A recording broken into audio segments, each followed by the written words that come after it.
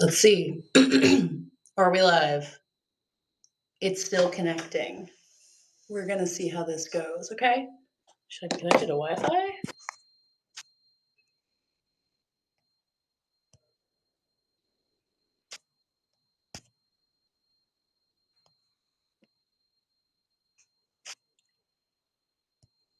Oh, okay. Look, it's live. Okay. Hi, I've never done one of these without somebody else on with me, so I'm going to need people to ask questions because otherwise I'm just going to monologue. I am no expert at doing my own makeup, period. So the fact that I'm doing this live on Substack feels pretty foolish. As you can tell, I have makeup on already because I was on KTLA earlier today, which was lovely. They were doing a ton of different Oscar segments, and like someone was making mocktails. I think I don't think they were real cocktails at like 9:30 in the morning. But that was delightful. It's a really beautiful day outside. My plan has been to walk to the Dolby Theater from my hotel because the traffic is famously a disaster.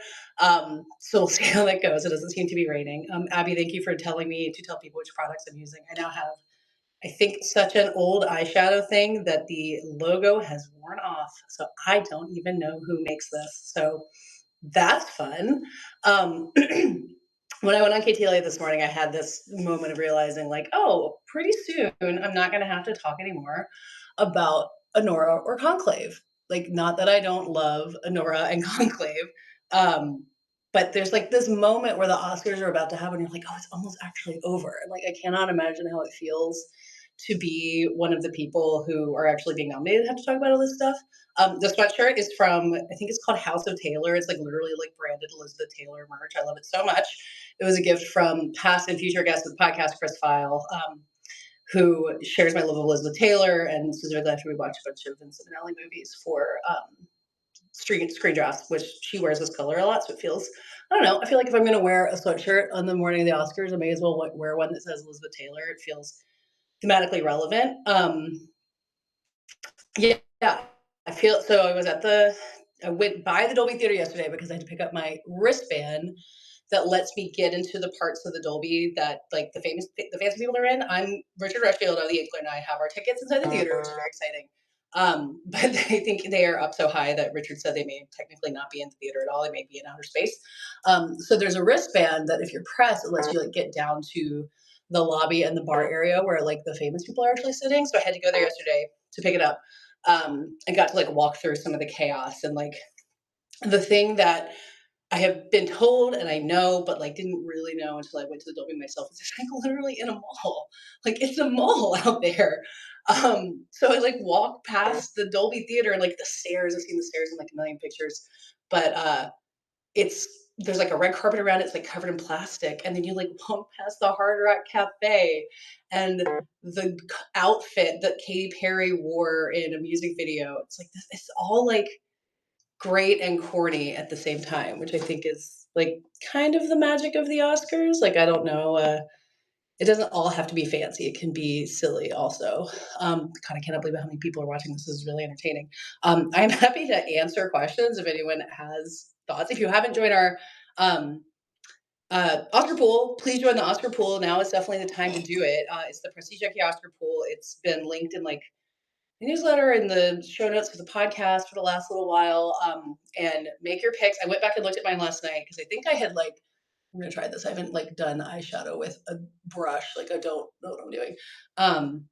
I went back and looked at my picks because I think I had made them kind of early, and I had been like literally sitting there with like the cursor hovering over Adrian Brody's name or Timothy Chalamet's name, and I could not make up my mind. It was so hard. Like I still don't feel like I know it. I talked about this with the KTLA people earlier today, and it was like it just feels like this coin flip. I've stolen this line for Joe Reed, who did the predictions episode with me, like a coin flip that keeps going either way and could go either way, like all the way to the end. And it's funny that like I have spent so much time in LA this season that I'm now like, well, he plays so well in the room, and like being in the room is what matters. And like, I don't actually know that that's what matters because the Oscars are, 1 million people, like 10,000 people all around the world, and it's so hard to know like how much winning over people who just like go to the Producers Guild Awards actually matters. But that's kind of like the only thing that we had to go on. So I don't know. I wonder about like the Timmy stands are famously a force. I wonder like what will happen if he does win and how much people will lose their minds. Um, and I also feel like there's like a good for the business aspect to him winning. So if that managed to happen, like I feel like it would be a good thing, even though I'm predicting Adrian Brody. It feels like kind of a real cop out. I'm not putting a foundation that I'm not putting on. It'd be amazing if someone would sponsor me to put makeup on the internet. I can't imagine how that would be a logical turn of events for me. Um, but yeah, like I feel like Timothy Chalamet winning is like the best youngster that we have. Like makes perfect sense, but the Oscars don't always make perfect sense. So I don't know. I'm really excited to see how that pans out. Okay, someone's asking about Fernando Torres. Thank you, Andy. I the metaphor I have come up with for this, and I can't remember if I said this on a podcast or just in real life, so forgive me. Is that it's like the year that let's see, it's Jessica Chastain year. Oh, the year of the slap. So like a lot happened that made us kind of forget.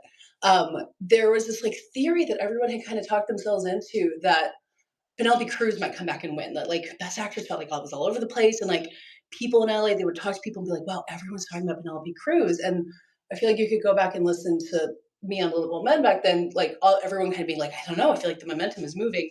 And then as soon as Jessica Chastain won, it just felt like, oh yeah, of course she was gonna win. Like, why did we all talk ourselves into that?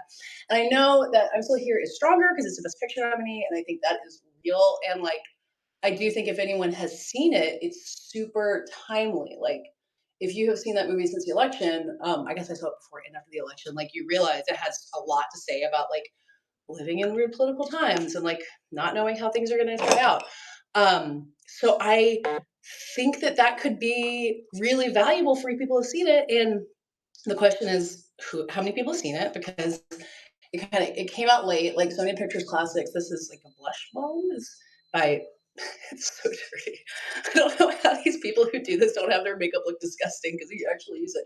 Sony Pictures Classics is releasing I'm Still Here, and they're really, really good at getting their movies to come out late and get seen by people and like kind of be the thing that you're thinking about when you vote.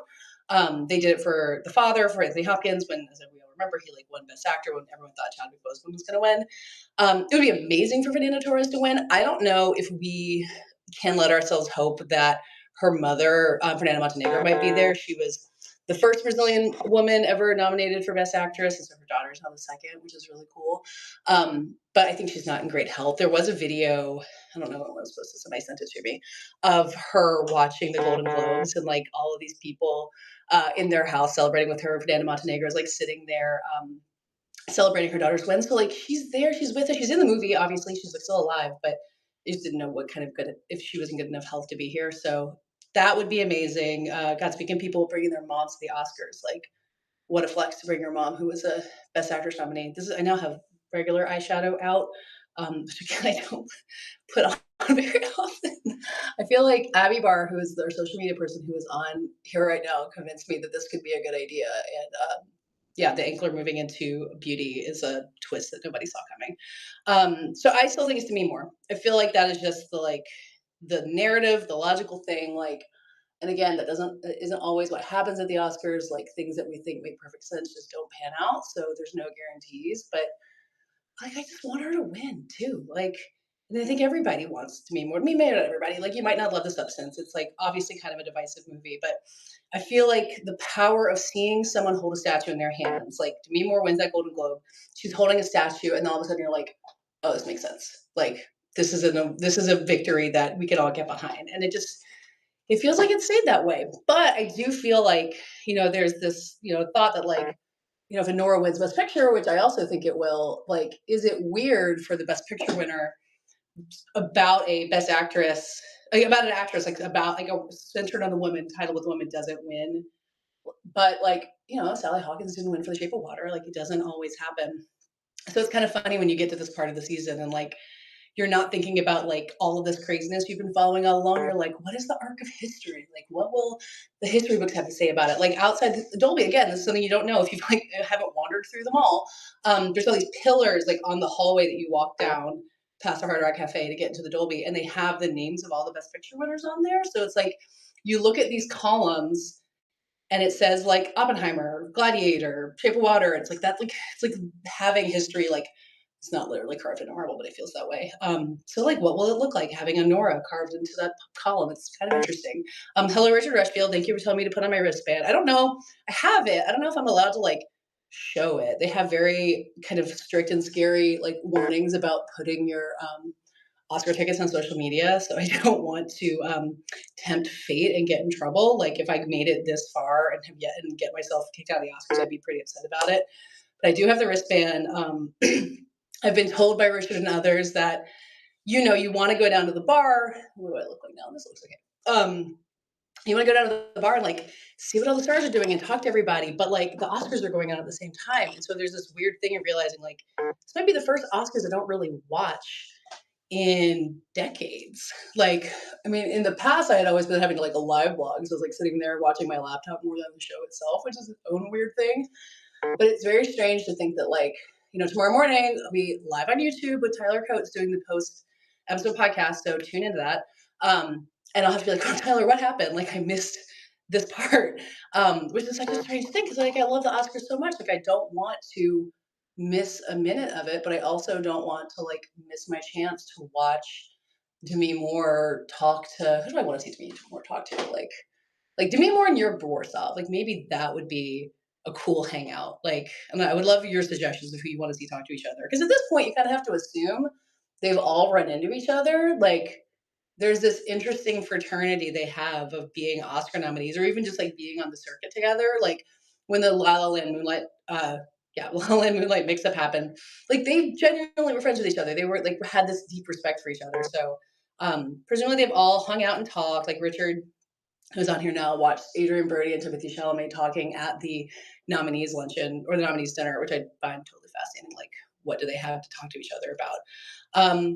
So I want to see who's talking to each other. I need to like brush up on the like the shorts nominees and all the people because like obviously there's a lot of Oscar nominees who you would recognize no matter what, and then there's a lot of people who are just kind of people and I've seen their movies and I just need to like know how to spot them to be able to tell them that I've seen their movies and I like them.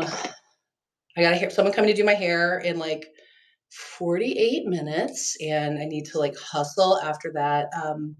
Is this a Benefit Brow Pencil, Abby? Wow, well spotted. I guess it is. I went to Ulta last week and was very overwhelmed by the experience.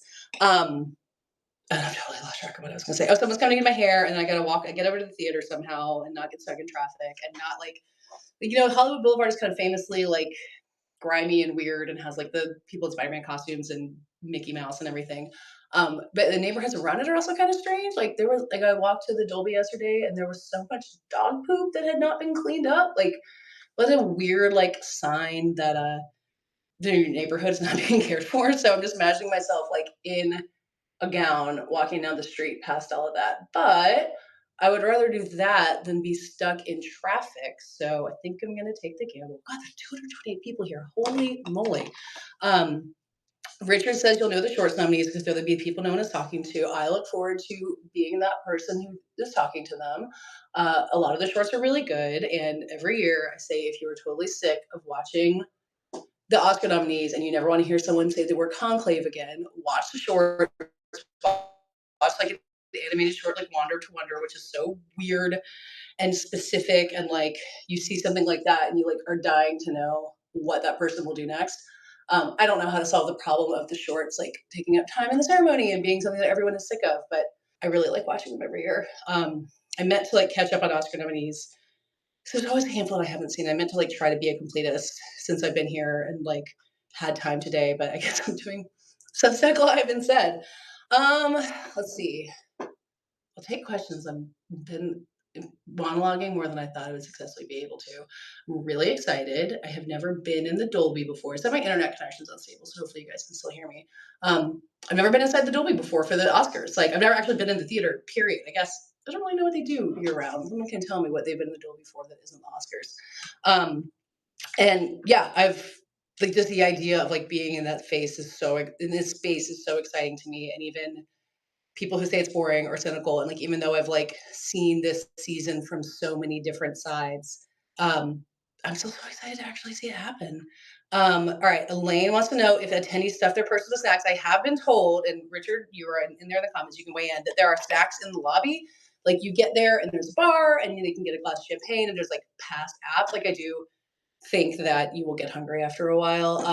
I had a garden bagel from my hotel for lunch, just like a very early lunch, just a little while ago. So hopefully that gives me enough to go. I also feel like not nervous is, I mean, maybe nervous is the word for it. As if I am actually nominated. Like I feel this like anxiety about being there, even though once I get to the theater, I don't have to do anything. Here I have powder. I bought powder again for the first time in many years for this exact occasion. Should I have paid someone to do my makeup? Maybe. Um, but yeah, I feel this kind of like antsiness, and I wonder. I bet if you're like with a nominee, or God knows if you're a nominee, or like anyone connected to it, like if you worked on the publicity team for Wicked, you're probably nervous too. So maybe nobody eats until you get to the governor's awards. Although I don't actually know the governor's ball. I don't actually know if people eat there either. I know they have chocolate Oscars there because they have been brought to me by other people who have been attending in the past. And I really look forward to having chocolate Oscar. Hello, Esther Zuckerman. You did the first ever Substack Live with me on here, so thank you for being here to support this adventure. I don't know. I feel like I gotta wrap it up. I gotta put on. I have fake eyelashes.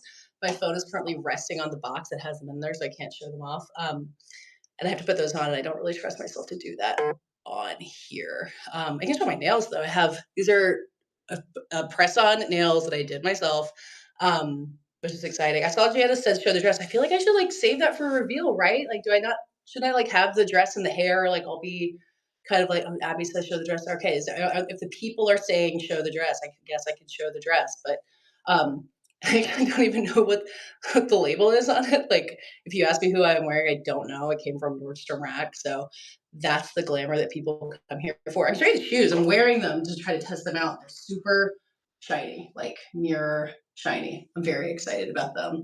All right, 30 the call for the dress. Everybody stay there for a second. Actually, you probably be able to see it. It's in my like little wardrobe. It's very shiny. I'm very excited about it. It's got like ruffles and stuff. So if you see somebody very shiny walking down Hollywood Boulevard, that will be me. If you were in a limo, feel free to let me in. I'm gonna try walking and see how it goes, and see if I so assume it's gonna be like a lot of cops. There's always protesters. Like last year, they literally started the Oscars late because of the protests. So hopefully that doesn't happen. It just feels like a lot of like potential X factors when you have an event that's this big and there's many people trying to go to it at the same time. So it's like once I can like get there and I know that like my ticket worked and like I've gotten into the room and like I'm sitting with Richard Rushfield and he's pointing out to me all of the people who have better seats than us, which I'm sure there will be a lot of them. I feel like maybe I'll feel less nervous. I can just kind of like glide through it. And I'm going to try to go live on Substack again later tonight because I'm going to go. Neon's having a party, which is very exciting. So if Nora wins this picture, it will hopefully be a really good time. So I'm going to try to go live on Substack again when I'm on my way there. I don't know what cell service is going to be like. And I don't know how I'm going to get out of there. Like, I know there's ways to go get a lift, but I think it's very complicated. So we'll see what happens from here. I'm going to go attempt the fake eyelashes and drink some water. Do I need coffee? I can't decide. I'm very excited, but like that I'm going to be drinking champagne at like 1:30 in the afternoon. Am I even on West Coast time? I don't know. But this was really fun. Thank you all for being here to join me with this. I guess maybe I shouldn't be surprised that I'm good at monologuing because I've done that plenty of times. So I will try to come back. You can find me on Blue Sky or Instagram or wherever to if you want to ask questions or anything you want to talk about, and especially for the podcast tomorrow morning. I'll be on live again with Tyler Coates. He'll have actually watched the show at home, so he will know what happens in the Oscars, possibly better than I will. That's going to be a really good time. Thank you guys for being here for this weird experiment. This was a good time. Thank you, Abby, for the encouragement and all the rest of the Angular people who've been chiming in. Thank you for sending me to the Oscars, you guys. This is truly a dream come true. I could not be more excited. Oh, yeah, join the Oscar pool. Be like Allison. Fill out your Oscar pool thing. And yeah, I'll see you guys later. Thank you.